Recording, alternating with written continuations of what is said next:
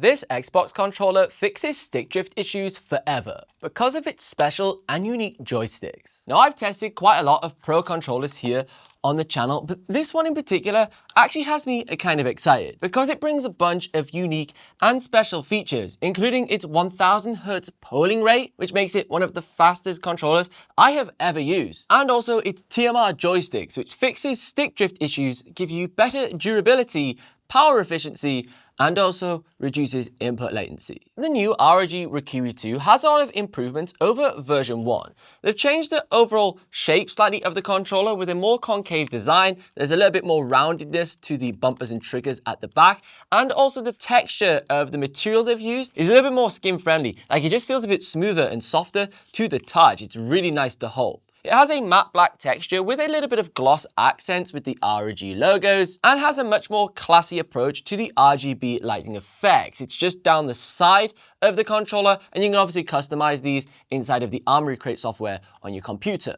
Now, unlike prior generations and other ROG products, this controller actually uses a web-based software for customizing all of the macros and individual commands on the controller itself. This is a great quality of life improvement, saving you from having to install a dedicated application just to map a few buttons to your gamepad. You can literally do this via the web browser and then we'll go connect to your console. Now, one thing about this controller does feel completely different to a standard Xbox gamepad is the sensation of the button presses. They're actually micro switches, so they feel more like a mouse click rather than a defined button press. First, when you get this, it has an adjustment period. It actually feels a little bit strange. You're like, oh, it's not that you haven't pressed the button. It's more that you can't believe that the distance travel's been so short before it's actually responded on the screen. But once you acclimatize to that, it's actually really nice because initially the buttons just feel really solid because they have literally no travel distance. You just press them and they trigger. Now, thankfully, you can independently adjust each of the trigger throw length because I found it quite counterintuitive, particularly in the new Call of Duty. At the back of the controller, there are some switches. These let you adjust the throw length. Now, these are dual mode triggers. In short mode, you use a macro switch trigger, which gives you fast, crisp clicks with a tactile feel, perfect for them FPS games, like a mouse micro switch. And when you have it in full mode, this uses a TMR sensor trigger, so the controller activates analog triggers that deliver a gradual input, ideal for racing games. So you can, of course, run this at the standard travel length, perfect for any form of racing game. Then you can switch this out and decrease the throw length by 50% for a much shorter trigger time press. Now, when you use this controller with Halo, perfectly fine. That game, rapid trigger suits it really well because you want to spam that trigger to get the fires off. But in Call of Duty, the ADS time just felt really slow. So when I was using it on 50% shorter for my aim trigger, by the times the on-screen action had responded to me actually pressing the trigger, it felt like a delay and disconnect was going on. My brain couldn't quite process it. Whereas if I had it set to 100%, by the times I'd aimed down sight and that had whole traveled in,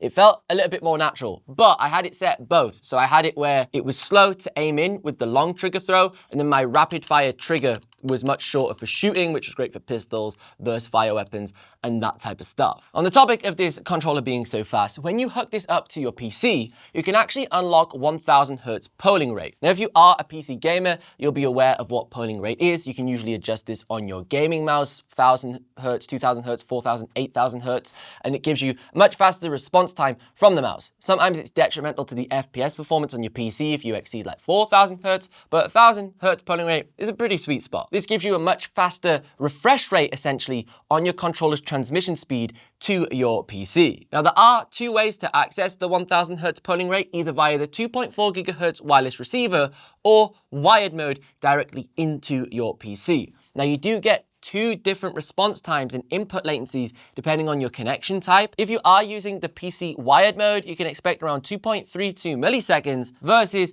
3.54 milliseconds when you're using the 2.4 gigahertz mode. Now, you will obviously burn through much more battery life when you're using this wireless at 1000 Hz, so it's really depending on what you prefer. But if you do choose to use the wireless receiver, the included charging dock can also act as a boost pack. So you can use the wire, which is a beautifully bladed USB Type-C cable, straight into your PC, ran into the charging dock, which you can throw your controller onto. And then at the front of this, there's a USB Type-A port where you can put your wireless receiver so it has the shortest travel distance possible. Some other accessories included inside of the box are some additional thumbsticks. You can switch out the thumbstick toppers for different heights and lengths depending on which you personally prefer, giving you that extra level of customization. Some new buttons that have also been added to the Raikiri II are the command center and library buttons. These match the same corresponding buttons that you'll find on the new Xbox ROG Allies, letting you use this in combination perfectly with the new Xbox Handheld. You can also use these new command center buttons to do quick fly commands on the go. So if you press and hold them for 3 seconds,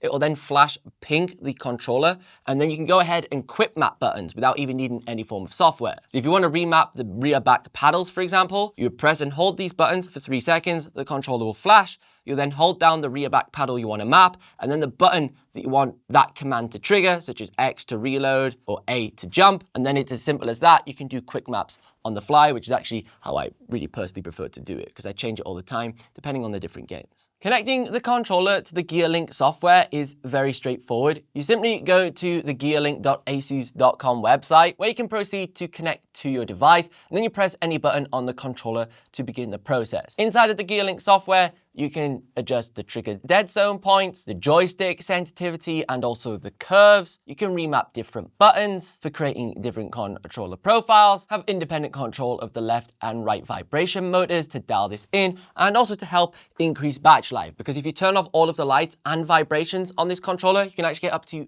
50 hours of battery, which is kind of insane. Overall, I think this is a fantastic option for anyone looking for a Pro controller for their Xbox or even for their PC. It actually has some special and unique features that helps justify that slightly higher price, and it includes a lot of accessories and also quality of life improvements over other Pro controllers I've tried. Like, for example, if you're traveling, comes with the carry case, but also really nice storeway areas where you can put the wireless receiver so you don't lose it. Then you can just cover it up with a little cap and then throw everything in here, charge through the case as well, so you have to take everything out. And of course, those TMR thumbsticks feel unbelievable. They're just really responsive and quick during the action. And if you want to learn more about the ROG Raikiri II and some of the other exclusive features that it has to offer, you should check out this video next, because if you like this, you'll like that.